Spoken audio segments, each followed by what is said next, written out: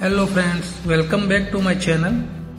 तो दोस्तों, ये गाजा और इसराइल के बीच की जो जंग है दोस्तों, ये यमन की तरफ से मिसाइलें जब इसराइल पर आने लगी तो इसराइल और अमेरिका जैसी बड़ी बड़ी ताकतों को ललकारना और धमकाना, उनके ऊपर अटैक करना, ये तो दुनिया को हैरान करने वाला था।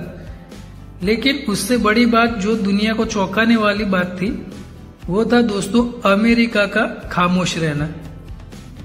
सबको एक ही दिमाग में सवाल था कि अमेरिका यमन के हुथीस को जवाब क्यों नहीं दे रहा है, अमेरिका किस चीज से डर रहा है। तो दोस्तों, हम इस चीज का जवाब थोड़ा अंदर जाके मिलेगा। सबसे पहले तो यमन के ऑपोजिट साइड में मौजूद इस मुल्क को देखिए। वो देश है जिसको हम जिबूती के नाम से जाना जाता है। जिबूती और यमन के बीच में सिर्फ 28 किलोमीटर का फासला है, वो भी समुद्री इलाके में।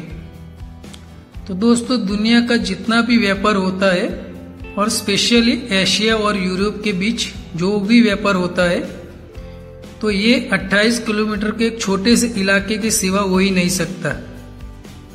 क्योंकि एशिया के जितने भी देश है, हर किसी के समुद्री जहाज को यमन और जिबूती के बीच में जो 28 किलोमीटर का फासला है वो पार करना पड़ता है।